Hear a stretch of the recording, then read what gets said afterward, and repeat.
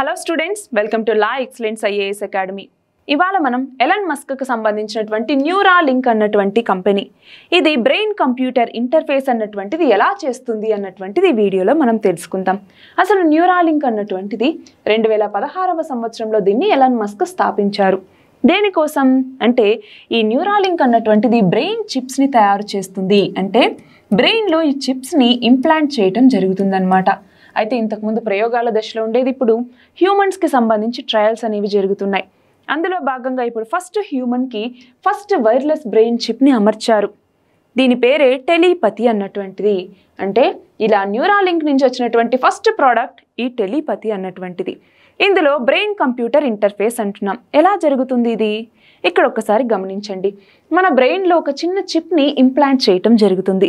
ఇది మన brain సిగ్నల్స్ని receive చేసుకొని దానిని డీకోడ్ చేసి మనకు కావాల్సినటువంటి డివైస్కి పంపిస్తుంది. అంటే ఫర్ ఎగ్జాంపుల్ ఇక్కడ గమనించాలి, ఇది మన హ్యూమన్ బ్రెయిన్ అనుకోండి.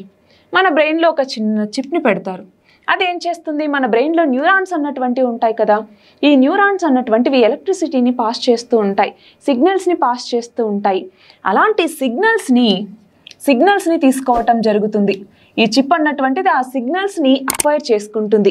అది ఆ సిగ్నల్స్ని డీకోడ్ చేయటం జరుగుతుంది.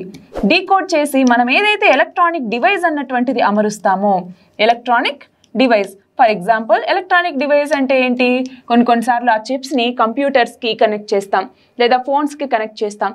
అలా ఆ ఎలక్ట్రానిక్ డివైజెస్కి ఈ యొక్క డీకోడెడ్ ఇన్ఫర్మేషన్ని పంపిస్తుంది. దీనివల్ల ఏంటి ప్రయోజనం అంటే, ఫర్ ఎగ్జాంపుల్ పారలైసిస్ వచ్చినటువంటి వాళ్ళు ఉంటారు. అలాంటి వాళ్ళు ఏదైనా మాట్లాడాలనుకుంటే మాట్లాడలేరు. అలాంటప్పుడు మన బ్రెయిన్లో ఈ చిప్ని ఇంప్లాంట్ చేసినప్పుడు ఏమవుతుంది, బ్రెయిన్ సిగ్నల్ తీసుకొని దాన్ని డీకోడ్ చేసి కంప్యూటర్కి ఇన్ఫర్మేషన్ ఇస్తాయి. అంటే అర్థం చేసుకుని టైప్ చేసే లోపల బ్రెయిన్ నుంచి డైరెక్ట్గా సిగ్నల్స్ వచ్చి దాన్ని డీకోడ్ చేసి దాని గురించి చెప్తుంది. అంటే వాళ్ళకి చాలా బెనిఫిట్ అన్నటువంటిది ఉంటుంది, అవునా? సో మెయిన్గా అలాంటి వాళ్ళకు ఉపయోగపడాలన్నటువంటి పర్పస్తోనే దీన్ని తీసుకురావటం జరిగింది. సో ఒక్కసారి ఇక్కడ చూడండి, ఏంటి ఈ బీసీఏ ఫంక్షనాలిటీ ఎలా ఉంటుంది అంటే, మన బ్రెయిన్ సిగ్నల్స్ని ఇది అక్వైర్ చేసుకొని దాన్ని డీకోడ్ చేసి పర్టికులర్ ఎలక్ట్రానిక్ డివైస్కి ఇది పంపిస్తుంది. అయితే దీనికోసం ఎలక్ట్రో ఎన్సెఫలోగ్రఫీ అనేసి, మ్యాగ్నెటో ఎన్సెఫలోగ్రఫీ అనేసి, అలాగే ఎఫ్ఎంఆర్ఐ అంటాము. అంటే ఏంటి, ఫంక్షనల్ మ్యాగ్నెటిక్ రెజొనెన్స్ ఇమేజింగ్ అనేసి, ఇలా వివిధ రకాల టెక్నిక్స్ని ఇందులో వాడతారనమాట. మరి న్యూరాలింక్ యొక్క అప్రోచ్ ఏంటి అంటే, మన బ్రెయిన్లో ఎలక్ట్రోడ్స్ని పంపిస్తారు. అవి హై రెజల్యూషన్తో ఉంటాయి. అవి మన బ్రెయిన్ సిగ్నల్స్ని తీసుకొని వాటిని డీకోడ్ చేసి మనకు కావాల్సినటువంటి ఎలక్ట్రానిక్ డివైస్కి అందిస్తుంది. మరి ఈ బీసీఏ యొక్క బెనిఫిట్స్ ఏంటి అంటే, ఇందాక చెప్పుకున్నట్టుగా ప్యారలైజ్డ్ పర్సన్స్కి, అలాగే మన బాడీలో పార్ట్స్ కదల్చలేనటువంటి పర్సన్స్ అంటే సివియర్ మోటార్ డిజబిలిటీస్ ఉన్నటువంటి వాళ్ళకి, వీళ్ళందరికీ ఇది ఉపయోగపడుతుంది. అలాగే గేమింగ్, ఎంటర్టైన్మెంట్, ఇలా వివిధ రంగాల్లో ఉపయోగపడుతుంది. అంతేకాదు మన బ్రెయిన్ యాక్టివిటీని మానిటర్ చేయడానికి, యాంగ్జైటీని మేనేజ్ చేసుకోవటానికి ఇలా వివిధ రకాలుగా ఉపయోగపడుతుంది.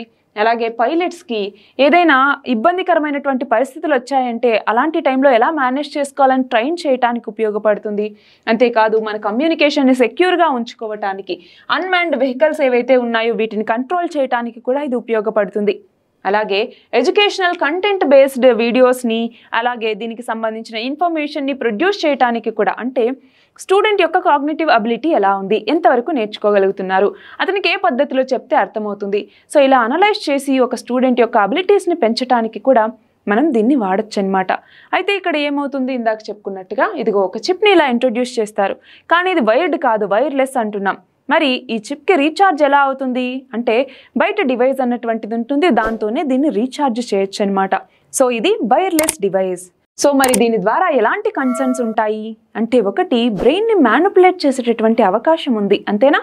మనం అల్గారిథంని మార్చి మ్యానిపులేట్ చేయొచ్చు. అలాగే ఎథికల్ కన్సర్న్స్ అన్నటువంటివి ఉంటాయి. అలాగే ఈ చూడండి, అనాథరైజ్డ్ యాక్సెస్, అల్గారిథమ్స్ని ఉపయోగించి అనాథరైజ్డ్ యాక్సెస్ కనుక బ్రెయిన్కి తీసుకుంటే ఒక పర్సన్ని తన కంట్రోల్లోకి తీసుకున్నట్టే, అవునా? సో ఇలా చాలా ఇష్యూస్ అన్నటువంటివి దీని నుంచి ఉన్నాయి. అలాగే బయాస్డ్ అల్గారిథమ్స్ని తీసుకురావడం ద్వారా కాగ్నిటివ్ అబిలిటీస్ని కూడా మార్చే అవకాశం అన్నటువంటిది ఉంటుంది. అలాగే ఇలాంటి టెక్నాలజీస్ అందరికీ అందుబాటులోకి తీసుకురావాలి. సో ఈక్విటబుల్ యాక్సెస్ అన్నటువంటిది కూడా మనకు ఒక ఛాలెంజే. సో ఇవన్నీ కూడా ఈ బ్రెయిన్ కంప్యూటర్ ఇంటర్ఫేస్కి సంబంధించి ఫంక్షనాలిటీ ఏంటి, అడ్వాంటేజెస్ ఏంటి, డిసడ్వాంటేజెస్ ఏంటి అన్నట్టుగా. అయితే ప్రస్తుతం ఇది హ్యూమన్ క్లినికల్ ట్రయల్స్ అన్నవి జరుగుతున్నాయి.